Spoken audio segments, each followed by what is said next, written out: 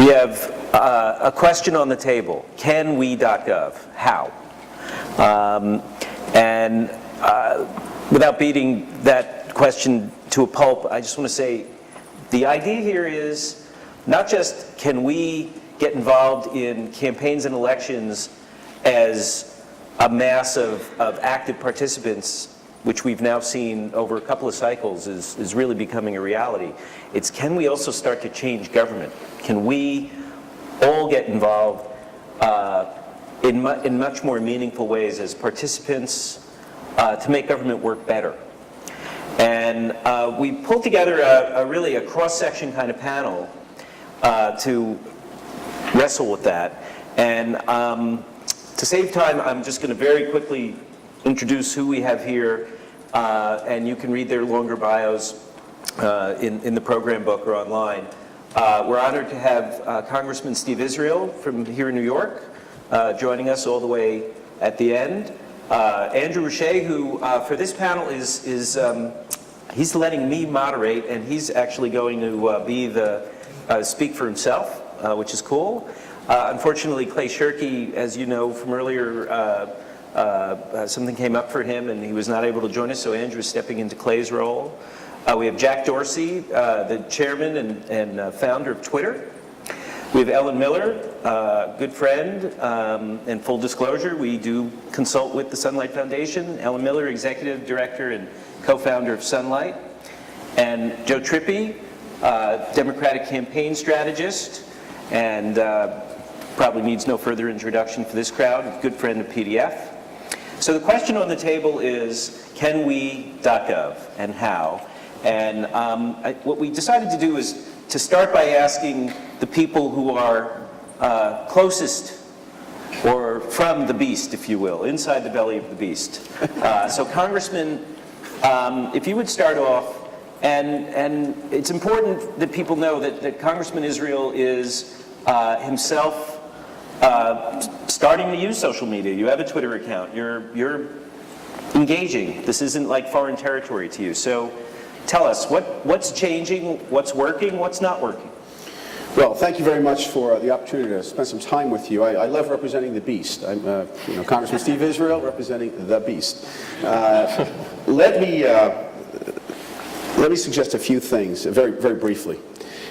Most social movements in America began with the public leading and the politicians following. And that's exactly what's happening with this technology. The problem is, in terms of the integration of my colleagues and government into this new movement, is that we are just barely catching up. What's changing is everything. And everything is changing faster than anything I've ever seen in my years in politics.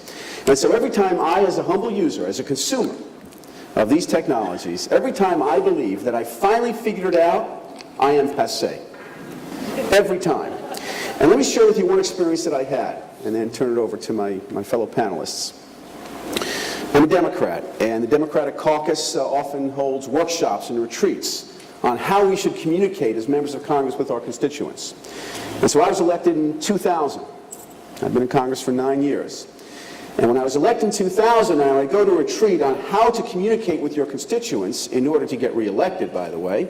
The answer was, well, there's two ways to communicate with your constituents: earned media, which is the newspapers, and your franked mail, which is the newsletters that we send out in the mail with our signatures. That was in 2000.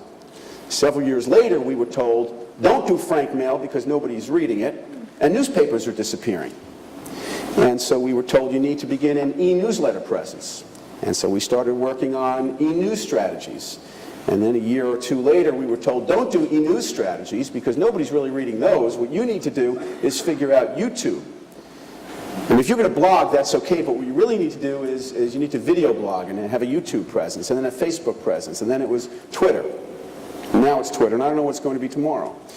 Now, most members of Congress are trying to figure out, they have a vested interest in learning how to communicate with their constituents effectively, but the technologies are changing so quickly that we are in perpetual catch-up. Perpetual catch-up. Let me give you one other quick example of how we've tried to figure this out. I know I said final a final point ago, but I'm in Congress. You can just make extend final and points revise. as you want. Unless you're on Twitter, then you've got to make your final point in 140 characters or less, which is hard for any member of Congress to do. So I've been fighting for this bill, to get this bill passed, to change Election Day from Tuesdays to weekends. Because one out of every 4 people in America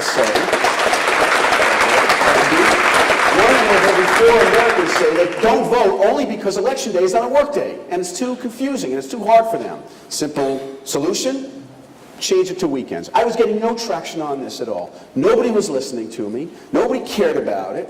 The leadership in the House was not all that fond of it or not really aware of it. And when I talk about this at town meetings in my district, people's eyes would glaze over and they say, Congressman Israel, we need you to be reducing our health costs, not talking about Election Day. And so what did we do? We developed a YouTube strategy. I took a flip cam, I went down to the Capitol on a busy day when there were thousands of tourists around, and I asked a simple question. Can you tell me why we vote on Tuesdays? And I did my own documentary, and I interviewed people. Now, when I pass an appropriations bill and crow about it on my internet site, maybe on a good day 400 people are going to understand that. But on this, we got 12,000 hits, just using this one strategy. And the bill has started to move, and we're getting some attention to it, and columnists have started to develop it. So we may be able to change election days from Tuesdays to the weekends, which would fundamentally change the way government operates and change politics in our country as a result of a change in our media strategy and by developing a YouTube presence. And we're trying to figure out now how to develop a Twitter presence into that specific strategy.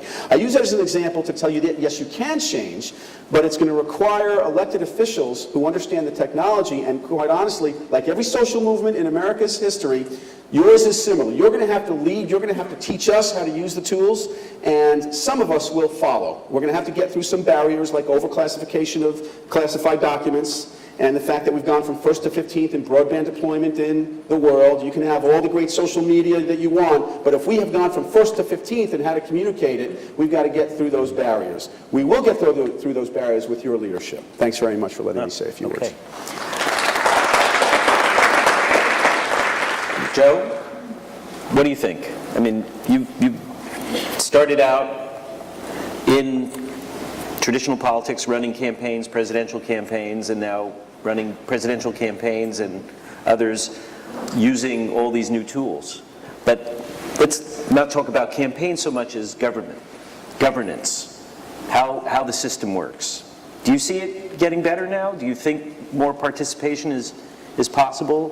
One, it's getting slightly better because there's more members trying to do things like Congressman Israel, but it's going to be very lumpy, and it hasn't gotten a whole lot better. I mean, it's going to get a lot better because of what we do, frankly, not because of what people on the Hill do. The mindset is, for the most part, is sort of locked into systems that are already been working for years and years and years, and frankly, it's hard for them to break out of it because, I mean, it's easy for us in a campaign or to change servers or change software, decide, well, this didn't work, so we don't like this vendor, we're going to go to that vendor. Mm-hmm. In government, in the Obama White House found this out. Changing the way the way government works in terms of deciding you're going to get new vendors, new software is like that could be a 6-month, 1-year, 2-year process to go through the whole. Getting it on the schedule, getting it approved, and being able to do it. Well, but this morning...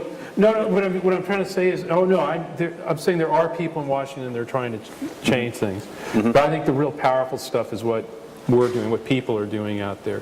What we're creating. The Why Tuesday movement was actually, a couple of Bill Wachtel and some young kids in New York who started to do it, and were very successful, and got other people in Washington to say, that's a good idea, how do I help move that along? And it's been successful, but I think it all starts out in the country, just like the movement, the Dean movement, the Obama movement started out in the country. We finally have the tools to connect with each other, things like Twitter. I mean, there's just more and more power in the hands of average citizens to actually not just now win an election, but start the process of of governing, of participating in the government. And yes, it's sunlight, it's a lot of things that are going on out there where citizens now have the ability to find out things and then act on them, or create their own way of acting on them, and their own channels and their own social networks. So one, I think, yes, it's inevitable.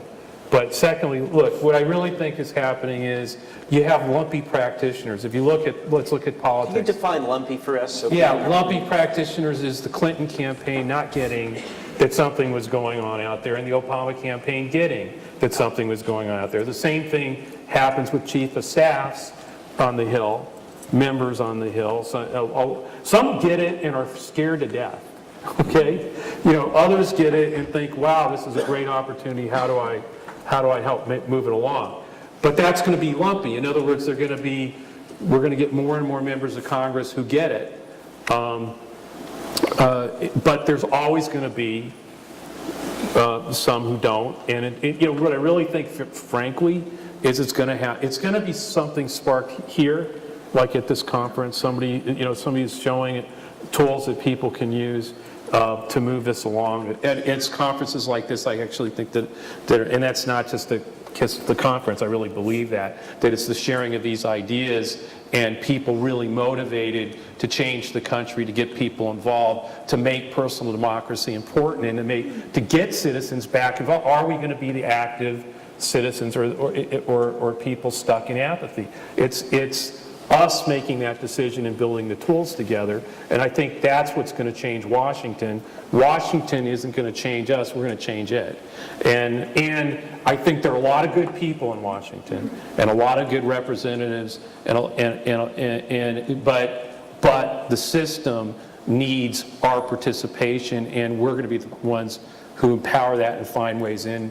And there are going to be members who are early adopters who get it, who move that to other members on the Hill and say, this isn't something to be afraid of, this is something to embrace. We can govern better if we have the people with us. And I think that's what's sort of happening right now. I don't know if I answered your question. No, you did answer my question, and I'm glad you're optimistic. Ellen, so you've been around Washington for a long time as an observer and analyst of how power actually works there. Interest declared, we've been colleagues, okay, and Ellen founded the Center for Responsive Politics, which is still the country's leading nonpartisan resource on money in politics. And, the amount of lobbying that's going on around Washington, it seems, just keeps going up and up. Are we kidding ourselves? Someone's got to give me the reality check here. Maybe it's you. I'm not sure it is me, in fact. Okay. I'm extraordinarily optimistic about what's happening. And I think that we're going to look back on 2009 as the year in which the tide actually shifted. For the last 2 or 3 years that sunlight has been into the transparency world, and pushing both Congress and the executive in more recent times into being more transparent about its basic operations and its basic data. This is the first year, I think, in which, so we think of it as doing transparency to Congress or to the executive. I think this is the year in which we can say maybe the burden is shifting somewhat, where government is actually beginning to do it for itself. I think what we saw this morning was a remarkable shift in responsibility. It is not the nonprofit's responsibility to create databases of congressional or governmental information.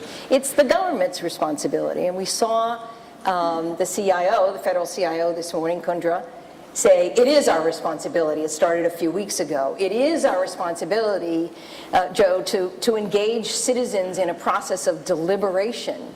And we may be doing it on the sort of big topics now that Beth Novick talked about, but where that's going is agency by agency, if the education department is developing policy. So I think we're going to see that 2009 was kind of a watershed year. And so I'm extremely optimistic. Are there going to be bumps in the road? Are they going to make mistakes? Are they already not showing total allegiance to transparency by the administration? Of course. But I think this has just been a remarkable year, and there's a shift that's going on. I actually think that Congress is going to be the tougher nut to crack, rather than the executive branch, because there is a cultural resistance. To quote Andrew, many of them do not know the difference between a server and a waiter. They think that their information is their information as opposed to our information as citizens. And so I'm thinking that the executive actually might change the culture of what is expected by government officials in terms of transparency, and Congress might have to cave in spite of itself. Jack? So, Twitter is obviously this year's and last year's dynamic new change agent, right? In terms of, if 3 or 4 years ago YouTube didn't, 4 years ago YouTube didn't exist, and 2 years ago it was changing elections, and now it's completely permeating, it's part of the media system, and 2 years ago Twitter was still a plaything for techies, and now it's a mass medium. What have you learned from your own experience participating in that trajectory and seeing how a tool like Twitter, so simple yet so powerful, is beginning to get used in things like government, either by elected officials or people in high government offices, or by people trying to impact government? What do you think the prospects are? Well, it's interesting because I think everything that's been said on this panel thus far have really spoken to why Twitter has succeeded. I really love the idea of moving the election to a weekend because it minimizes the thinking around the process. And when you minimize that thinking, you have more participation. People don't have to think about the trial and tribulation of going through and going down to their district and actually voting. They do it because it unfolds naturally. And we found the same thing with Twitter in that we constrain the technology enough and we keep it open enough that people put their own value on it, and it doesn't dictate where that comes from or where it goes to. And at the same time, I think we have to remember that the people in Washington are humans, and they're just like us. There's no Washington versus the rest of the country, no Washington versus the Commons. These are humans. These are people that we talk to every day. So the other thing we found with Twitter is the more approachable you make the technology, the more human you make a system, the more people are willing to participate as well. And that allows for an immediacy. It allows something to expose trends, not only in your own social networks, but the entire world, and in discussions like this. And when you expose trends immediately, in real time, which I think we're seeing more and more of, it sparks interaction, it sparks discussion, sparks conversation. And I think that's what we've seen with Twitter, not only in technology and general communication, but also new governments. I had the privilege to spend a week in Baghdad talking to all walks of life, and the common answer to what does Iraq need right now in building this government was more information.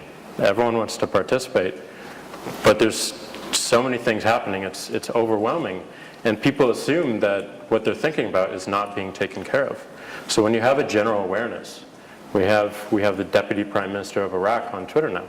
When he's speaking every day, 3 times a day about what he's concerned with in the government, then the citizens can look at that and say, oh, well, looks like it's being taken care of. I can take a risk somewhere else. I can start something new. And I feel confident that the rest of the protection, the rest of the structure is in place. So we found that with the technology in general, and we're seeing it again and again in how people are using it. Okay. Look, I want to hold that thought about information, access to information, but Andrew, so many people may know this about you, but it's worth repeating. You've been now for more than a decade trying to advise politicians on how to understand changing technology, banging your head against a wall for a number of years, beginning to see some progress. But it's one thing, and you and I talk about this all the time, people in politics seeing technology as just a way to maintain their position, right? Game the system better, extract more money out of, donors or something, right? The internet is an ATM. Do you think that we're beginning to see the other side of that? And not just the hold on to things the way they are, but let's make them better? So I agree with Ellen's point that we may be achieving a tipping point. And I gave an example at the press conference earlier with Joe and David Weinberger about how YouTube, just happened to be in the right place at the right time. There were dozens of companies that were trying to take it, share video, use tools to share video online, and there was just enough bandwidth and just enough people trying to do it that when Lazy Sunday got posted by NBC, it was enough of a spark that YouTube became a sensation overnight. And I think that what we're seeing right now with this remarkable exposure of data that was unveiled to us this morning by Vivek is another milestone event in creating a tipping point where the genie is out of the bottle and it's not going to get back in, that the public is going to be exposed to incredible new ways of interacting with information that they never thought before possible, and that young people who are comfortable with the technology itself are going to figure out ways to mash it, to expose it, to make it useful in ways that politicians would never have dreamed of. But I also think it has to do with a bit of a sociology, because I'm 51 years old, and I'm at the end of the baby boomer generation, and frankly, a lot of the positions in power in this country have been taken up by people who had their jobs before I got on the scene. And they've had their positions in power for 15 or 20 years, and the natural order of human beings is to try to maintain your position no matter where you are. And frankly, just because a bunch of geeks are coming along with great technology, it doesn't mean that the old guard is getting out of the way. So 4 years ago, when I ran for public advocate, it's not I was surprised at the time, but thinking about it now, I wasn't so surprised. I'm not so surprised that walking into the New York Times editorial board, I had to explain to them what Wi-Fi was. And 4 years ago, I didn't have YouTube, I didn't have Facebook, I didn't have Twitter, and I tried to make a case that the public advocate's office in New York shouldn't be one person, but it should be a network of thousands of public advocates who could actually organize themselves and appear at a city council hearing, which, by the way, happens at 10 o'clock in the morning when no working class person could possibly show up. So those tools and the kind of open data and the attitude that is being shown by this particular president by allowing people to take that genie out of the bottle, I think fundamentally changes the game in a big way. And the reason why I really wanted to get on this panel is I wanted to remind everybody about this idea, which I frankly don't think it's going to get anywhere unless the people in this room help get it there, which is that you could conceivably, at that same moment, catch that spark like YouTube and deliver a simple message that changes the way the game is played. And that is to make sure that the term public gets redefined as something that's online, accessible, and readable for every single American, regardless of what law or regulation it's placed in. And if that happened, you would see an acceleration of this process. And as Jack just pointed out, making it easier and removing apathy from the system, where we may actually have an opportunity to lead Congress to follow what the people want as opposed to fighting to maintain their positions of power. All right, so I'm hearing a lot of optimism, so that means my job is to try to be the fly in the ointment. And I'm going to come back to Congressman Israel. Last I checked, Congress, you must get tens of thousands of emails a week, plus phone calls, plus faxes, plus... All from one person. All from one person. We earlier today, for folks who heard Mark Pesce speak, he talked about even that friendly situation that the Obama campaign was in, where it had thousands and thousands of supporters wanting to help, basically over-flooding the circuits, right? Twitter's a wonderful thing, but anybody who's trying to watch the stream right now is also being a little bit distracted from this conversation. There is a divided attention thing going on here, in addition to the overload. Is this making your job easier? Can you be a better representative in these conditions? Or are we again, are we kidding ourselves? Are we actually creating an avalanche? It's all running at you. Yeah. And somehow, I mean, you know, you're nodding your head saying, I'm okay, but are you really? Well, okay, first of all, we don't want to stereotype. You know, to Ellen's point that Congress is going to be more difficult to break than the administration, I agree fully, because remember, Congress, you've got 435 separate cultures and 435 separate stovepipes and no uniform rules. Every congressional office is its own autonomous entity. And so some of us are going to be risk takers, some of us are going to be entrepreneurial, some of us are going to be more responsive to Twitter. Others won't even allow it in their offices. You know, the technology is banned, and if it's not banned, it is ignored. With respect to kind of specifically getting into what motivates me as one member of Congress who's trying to embrace the technology, although with the caveat that I try and figure it out every day, you know, it really depends. So I've got one constituent. He may be here. He calls himself on Twitter Yid with a Lid. That's what he calls. I don't know if he's here. So no matter what I do, if he's listening to this now, he will tweet about how wrong I am. Hopefully you'll see this. No matter what vote I cast, it's a bad vote. No matter what I do, I'm a disservice to the country. Guess what? I tune him out. I'm going to hear from him 40 times a day. You know, I'm a human being. I'm just not going to listen.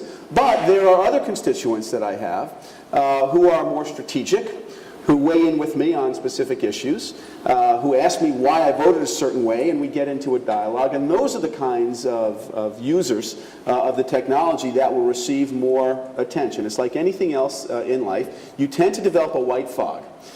You know, we call it incoming. If there's a lot of incoming from the same people on every single issue, it's going to get a little less attention from my office than people who seem to be a little bit more deliberate, a little bit more reasonable. I want to frame a question to you, because this is one of the things that does concern me with respect to Twitter, with all the respect in the world, is that sometimes I worry that we have a national attention deficit disorder. Sometimes things require more than 140 characters to explain. And one of the things I grapple with is, am I doing my constituents a service or a disservice by kind of banging out a response to them within the constraints? You know, what is a more effective tool for you? A congressman who will use the tool of a blog, will kind of explain his position on the climate change bill. I can't explain my vote on climate change in 140 characters or less, and I can't explain it in a video blog. So what did I do? I wrote a 6-page letter to my constituents, which we're going to mail out. So I guess that was a long-winded way of saying, how do you service the country and people's natural curiosities with that immediacy, but at the same time do service to an issue that deserves a little bit of depth and plumbing? Well, Steve, you should minimally tweet the link to your 6-page letter so that we can find it. Right. Yeah. You want to add anything to that? That's really it. I think Twitter and technologies like it, not just Twitter, but I think technology is and Twitter's success is really about the concepts, and the question is, how do we sustain these concepts of approachability, of transparency, and of immediacy? And I think the important part about immediacy is this: yes, people do want to dive into your 6-page letter, and they do want depth in that interaction, but at the same time they want to see movement around it. They want to see a lot of points taken out, and and just summaries, so that they can choose their own path, choose their own adventure into that. And not everyone's going to get into that particular letter, but they might find something that leads them somewhere else, which touches them. And I think just simply linking it to a variety of mediums. And not limiting yourself to one technology or one medium or one form of communication is the best way to do that. Thank you. And that's one of the reasons I said use the word lumpy, is because first of all, pay big homage to the administration. That is going to be the easy part. The administration gets it, and they've got people who want every department to get it, and they can make that kind of push that through. No, they can't make it happen, but they can really push it through, and there's a lot of innovation there. What I meant by lumpy is it's going to happen. The lumpy part is the House, which, because I agree completely with the congressman. You're going to have members who get it immediately and really try to jump in, take some risk, be innovators, get Twitter right away, and try to realize if they can put their entire position here, tweet links or tweet the link to the video or something else. Just use it to create different kind of media and different ways for people to get into the messaging. There's going to be others who, like I said, lock the office doors, and that's cybersecurity for them, is locking the door. So I mean, it's that outdated in some point. So I think it's not that and I agree that they're people, it's just that there's a different culture, a different take there, and that is gonna be a change that happens. They all do get that there's something changing out there, that there's to communicate, that things are changing so fast that we've got to try to figure out what it is. But I also think, it's like every congressional office should go get themselves a 22-year-old mentor, because it used to be the other way around. But I think that would do a lot to help members of Congress understand the different ways to communicate and the different ways to be responsive. They don't try to date them. Right, yeah. Well, yeah, that's true too. But I have no idea what you're talking about. but the last thing I'd say is, like, the one thing, I don't want to go back to the campaign, but I will say this.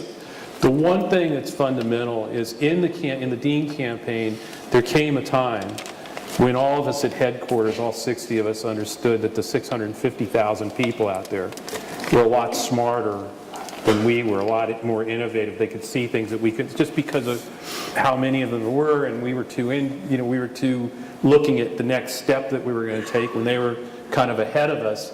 And Washington needs to get back to that. I don't mean to use the word Washington in pejorative terms, because I do believe they're all, a lot of good people there, but it's like we're the experts. I mean, Washington is sort of, we're the experts, we're the smartest people in the room, we know more about this problem. That's how most campaigns were run. And what I'm trying to say is you started to see in 2003 and through 2008 campaigns that started to say, no, there's a lot of intelligence out there, there's a lot of experts out there, they can help us be a hell of a lot better, and if we empower them, we're going to be better. And I think that's what has to change culturally throughout Washington, to let go of that we're the expert thing and say, wait a minute, let's listen out. It's listening a little bit better to what else is out there. And I think, like I said, there are members that are doing that, but I think it's going to take longer with Congress than it is for the administration. Yeah, let me just build on your point, which is, I think the reason we're so entranced with technology is what it's doing is it's pushing power to the edges.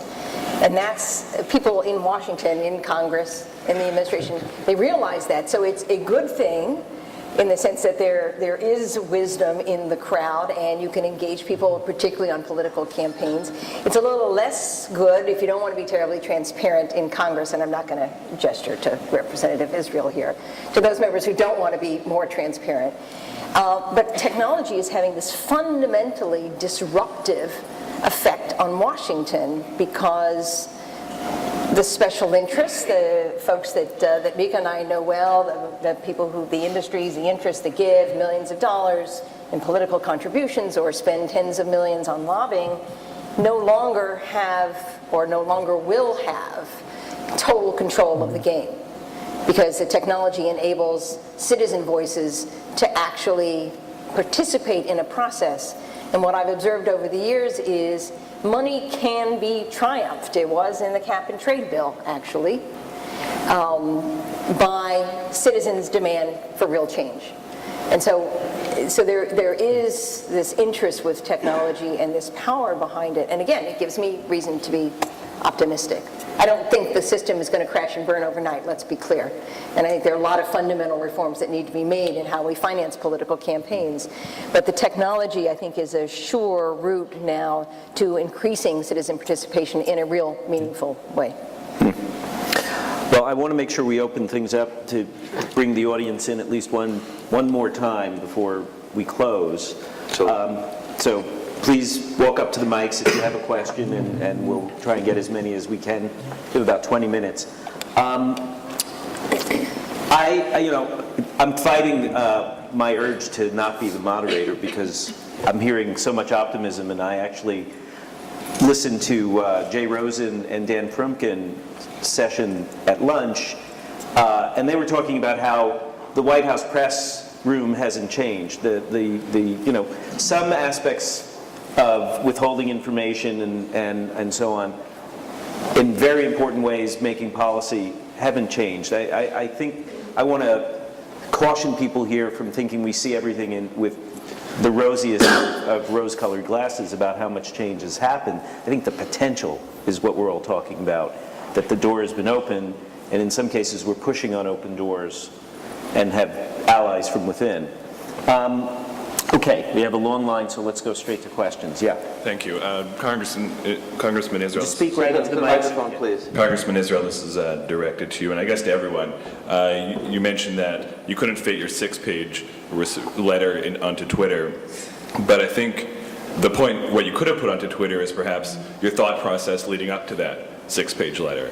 And that's the insight and that's the power of this medium, is it's the thoughts, it's the sound bites, and perhaps maybe you could respond to that collectively. There's your mentor. Well, yeah, I have a job for you in my office. Look, I want to, I think there's an expectation that members of Congress are the experts, and we're not. Again, we're the consumers.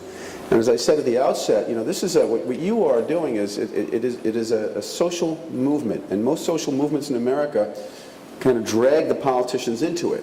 And so we rely on you to teach us the applications and teach us how to integrate the technologies and teach us how to communicate effectively. That's why I'm particularly optimistic. I'm not looking at this through rose-colored glasses, but I do believe that as a historian, not just a congressman, but as a historian, if you look at every great social movement, whether it was prohibition or abolition or economic or social or political, the politicians, the Congress was the last institution into that movement. And that's exactly what this is, although it may be the first social movement in America that is about information. Abolition was about slavery. Prohibition was about alcohol. The revolution was about taxation and the economy. The 1960s was about culture. This may be the first social movement in America that is exclusively about information. And you are going to need to lead the way. Interesting. Okay, let's take another question. My name is Mark Bonchak. My question is open lobbying an oxymoron, or is there some way for corporations to start coming in through the front door instead of the back door and being a part of the process using some of these principles of openness, transparency, and collaboration? Well, it's certainly possible to make open lobbying the way lobbying is done. There'd have to be some substantial changes to the lobbying rules that would require real-time online reporting, expanding the current requirements to include the member's name, who was being lobbied, or the staff person, as well as what they were talking about. But I see absolutely no reason why lobbying reports couldn't be filed from people's BlackBerries and iPhones on a daily basis. And I have a team that's sort of standing ready to create that program, and it probably would take them 2 or 3 days to do it.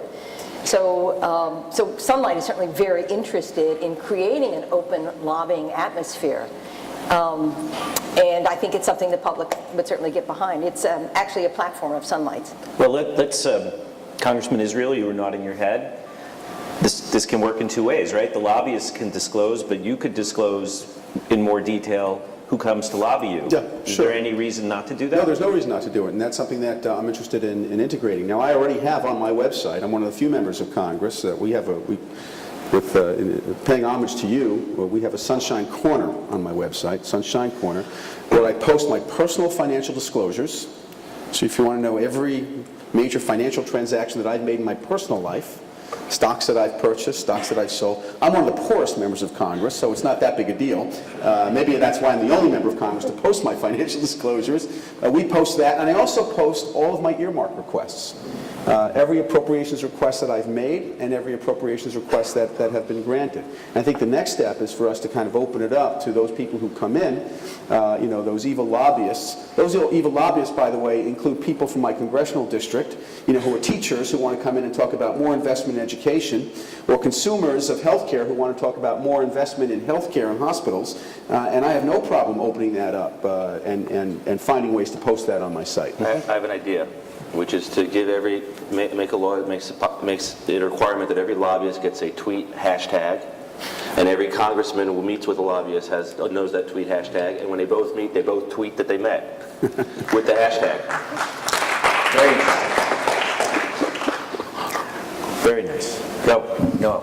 Andrew, it's not fair that you get to take my idea or take my question as the idea. So one thing that my name is Noelle Hidalgo. I work for the New York State Senate. And one of the things that I'm constantly trying to address within the grand context is how to give greater validity to the digital participation of the state citizens and their quote-unquote lobbying or their interest with the and how they communicate with the senators. So, short of redesigning the whole workflow solution of integrating a dashboard that has all of the like all the different hashtags for congressmen and senators to be monitoring, how do we and short of getting an intern in one of these offices to be that dedicated dashboard in the meantime, how do we give the validity to the digital participation to the work that we're doing, not just at the federal level, but also really at the state level? How do you, Representative Israel, how do you convince your counterparts at the state level to really pay attention to these types of events? I think the state level in New York is actually ahead of Washington, D.C., quite honestly. I think what's happened in the New York State Legislature, particularly under Malcolm Smith, in his hiring of a CIO what's that? He works for your house. Okay, so, well, I think you're actually ahead of where we are in Washington. So I don't know that I need to put pressure on the state. I think we need to use best practices at the states to define what we ought to be doing federally. And again, I want to put a disclaimer on this. There is no way, you want a reality check. I'm going to give you the reality check. It goes back to what Ellen was saying. You cannot, there are 435 separate cultures in Congress, 435 separate agendas, and 435 separate paces in terms of entrepreneurship. And we're going to need to, you cannot impose that on every congressional office. What you can do is accelerate this political movement so that those who are resisting it ultimately feel compelled to behave better, which is exactly what the Sunlight Foundation is doing. You are embarrassing members of Congress into disclosing more, and you need to do more embarrassing so that we have more disclosure.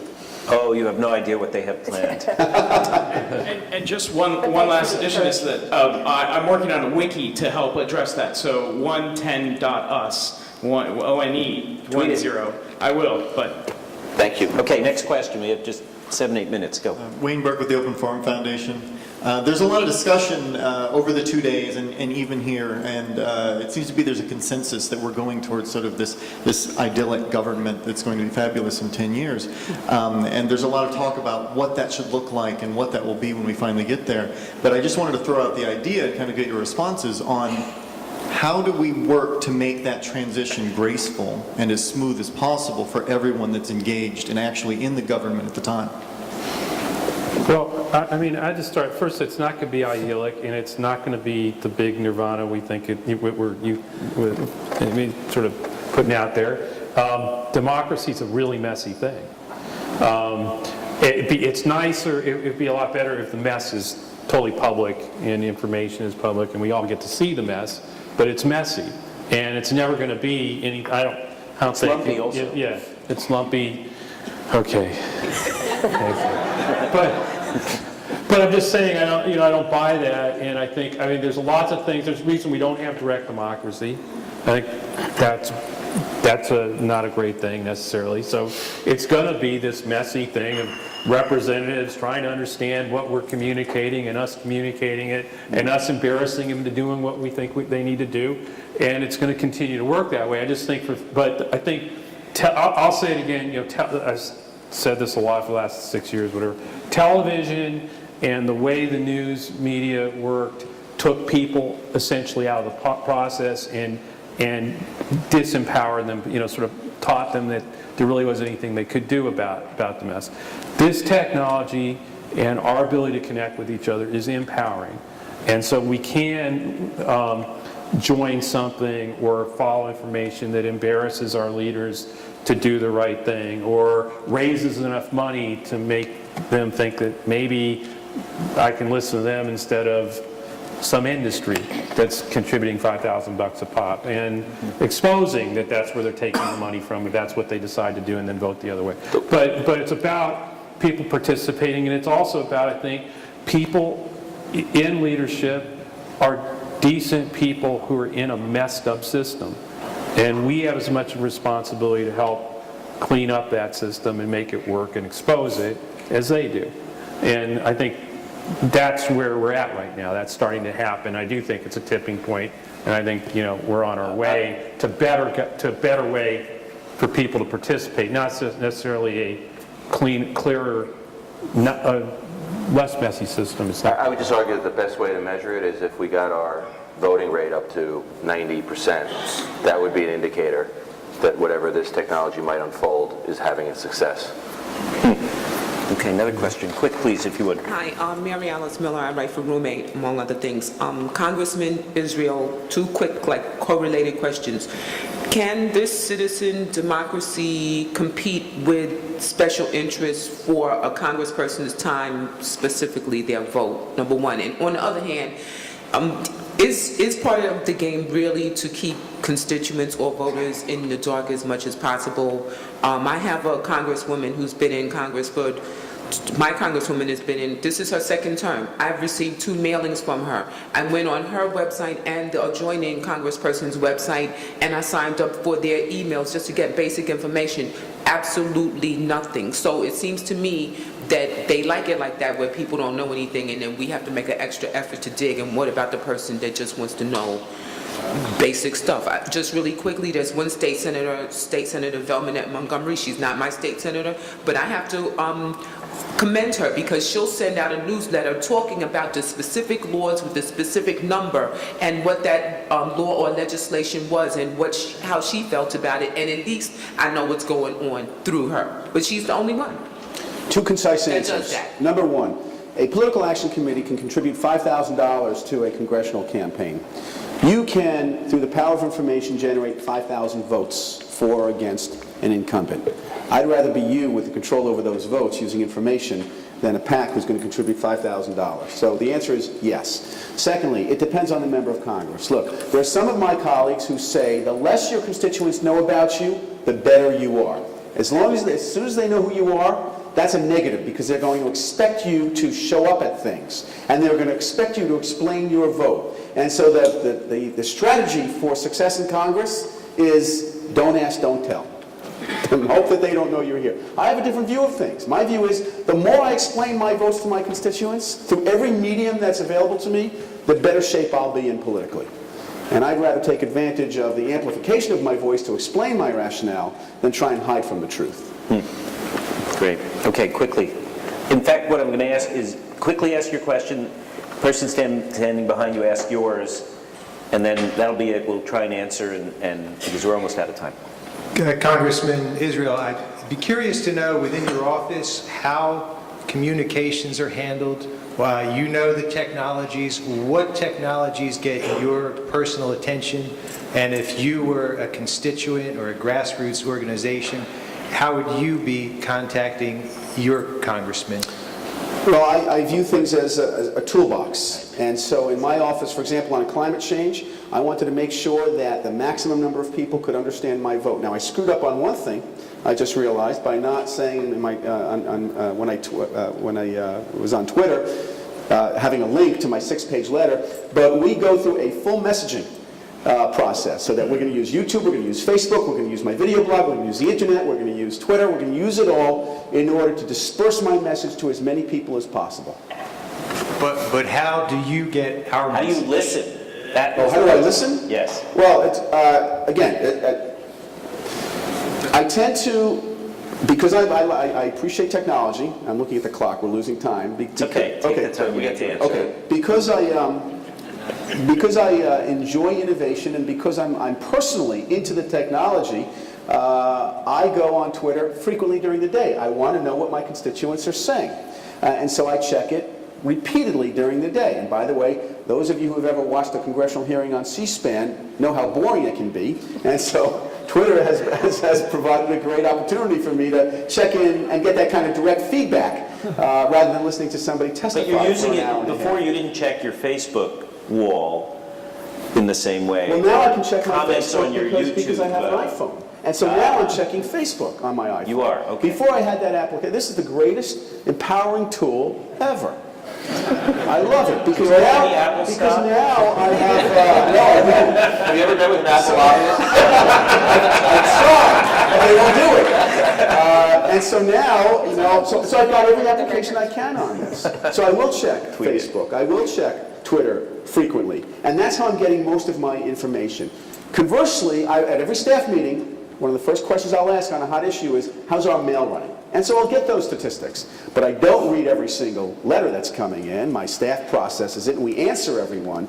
I do love the immediacy of this because it indicates to me how deeply people are feeling and how urgent it is to them. And for your staff, this must be deeply disruptive. Oh, they hate it. Because it's a direct line for you in and out. It's like Obama with his BlackBerry It is and his completely laptop, disruptive, right? Yeah. and I can't tell you how many times they have said to me, you need to think before you tweet.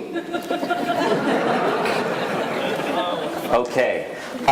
Quickly, because we are over, but people... I'm Oli from Germany. I was blogging from the climate change talks in Bonn recently, and I just wonder, because you've been talking about climate change as well right now, I was just wondering, we've been talking a lot about networks and new ways of organizing ourselves, and I think like politicians basically are just our, let's say, maybe mouthpiece to organize ourselves and to pass bills and so forth to kind of make sure that we do the right thing, for example, concerning climate change. Now, in the end of things, you need to make sure that we kind of, for example, save energy, do not buy cars or whatever to really prevent climate change from happening.